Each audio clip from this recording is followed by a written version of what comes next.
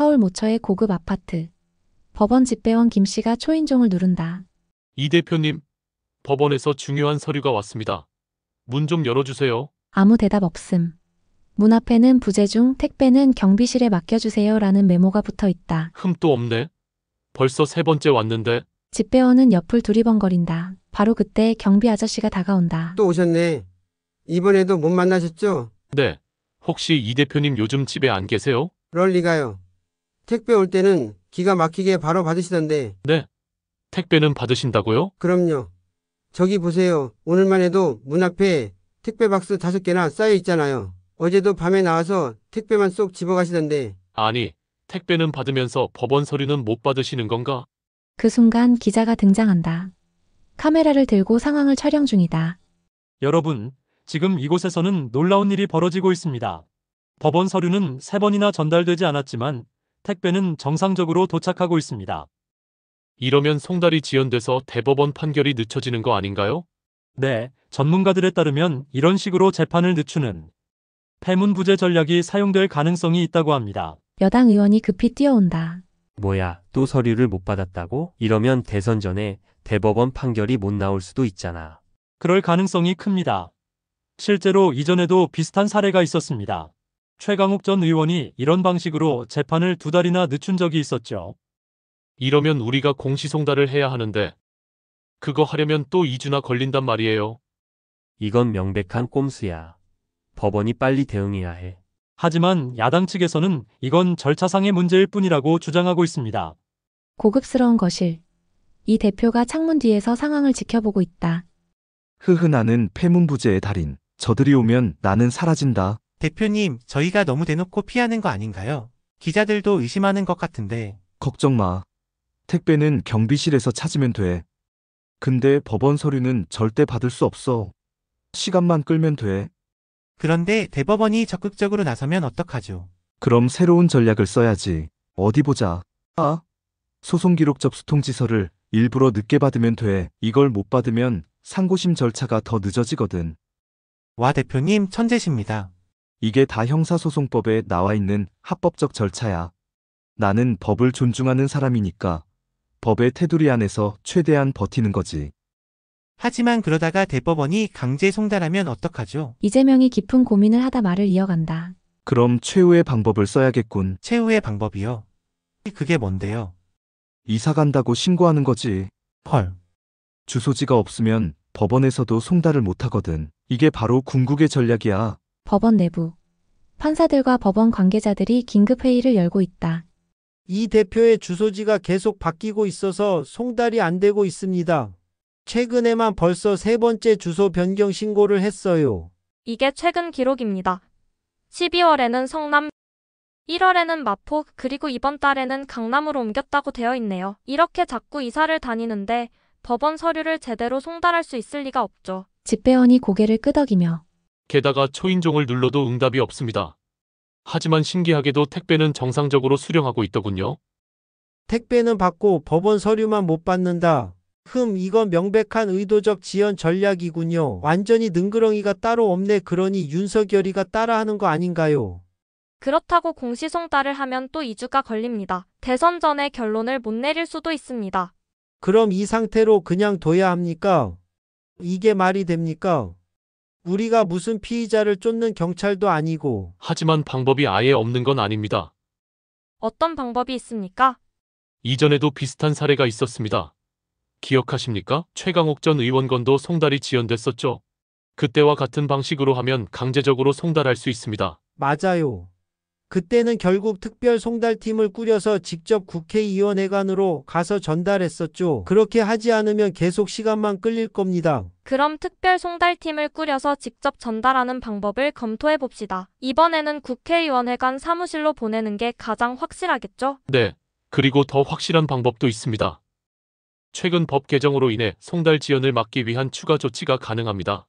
예를 들어 피고인이 정당한 이유 없이 송달을 거부하거나 받지 않으면 일정 기간 후 자동으로 송달된 것으로 간주하는 방식이 있습니다. 그럼 이 대표가 계속 피하면 자동으로 송달된 것으로 처리할 수도 있다는 말이군요. 네. 다만 적용 여부를 법리적으로 검토해야 합니다. 그래도 특별 송달을 먼저 시도하는 것이 가장 확실한 방법입니다. 좋습니다. 대법원의 권위가 무너질 수는 없습니다. 이번에는 절대 놓쳐서는 안 됩니다. 특별 송달팀을 조직하고 반드시 법원 서류가 전달되도록 하세요. 알겠습니다. 즉시 준비하겠습니다. 국회 앞. 수십 명의 기자들이 마이크와 카메라를 들고 분주하게 움직인다. 방송사 중계차도 몇 대 보인다. 한낮의 따뜻한 햇살 속에서 취재 열기는 더욱 뜨겁다. 시청자 여러분, 방금 들어온 속보입니다. 법원이 이재명 대표의 공직선거법 위반 사건과 관련해 강경 대응에 나섰습니다. 특별 송달팀이 직접 국회의원회관으로 방문해 재판 관련 서류를 전달할 예정이라고 합니다. 기자들 사이에서 술렁임이 일어난다. 이건 확실히 법원의 이례적인 조치군요. 일반적으로 공시송달이나 추가 송달을 기다리는데 이번에는 직접 움직이겠다는 거네요. 여당 의원이 기자들 틈에서 소리친다. 드디어 재판이 시작될 수 있겠군. 이 대표가 계속 송달을 피하는 전략을 썼지만 이제는 법원이 강경하게 대응하겠다는 의미 아닙니까? 한편 국회 안. 이 대표의 사무실. TV 화면에는 속보가 흘러나오고 있다. 속보입니다. 법원은 이재명 더불어민주당 대표의 재판이 지연되는 것을 막기 위해 특별 송달팀을 구성했습니다. 이 팀은 내일 국회의원회관을 직접 방문해 서류를 전달할 예정입니다. 법조계에서는 이를 두고 대법원의 강한 의지를 보여주는 조치라는 해석이 나오고 있습니다. 이 대표는 뉴스를 보며 표정이 점점 굳어진다. 손에 들고 있던 서류를 내려놓으며 깊은 한숨을 내쉰다. 이럴 줄 알았으면 택배도 안 받을 걸 그랬나? 비서진들은 난감한 표정을 짓고 서로 눈치를 본다. 방 안에는 순간 정적이 흐른다. 대표님 혹시 다른 방법이? 아니, 괜찮아. 대응 방안을 다시 정리해보자. 일단 공식 입장을 조율해야겠어. 밖에서는 기자들이 속보를 전하며 분위기가 점점 고조되고 있다. 이제 법원의 강경 대응이 실제로 어떻게 진행될지 정치권과 국민들의 관심이 집중되고 있다. 이 대표 패문부재 전략 실패 법원, 강제 송달 조치 단행. 과연 대법원 판결이 대선 전에 나올 수 있을 것인가?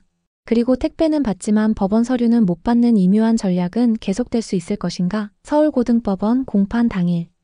이재명 대표가 법원 앞에 도착한다. 취재진이 몰려들며 카메라 플래시가 터진다.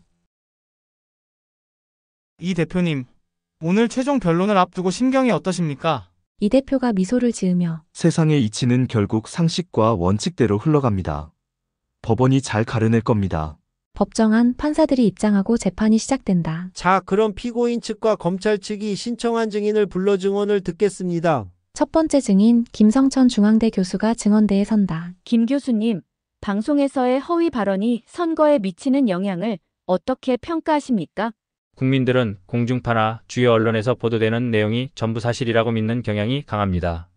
따라서 방송을 통한 허위사실 유포는 일반적인 경우보다 더 강력한 영향을 미칩니다.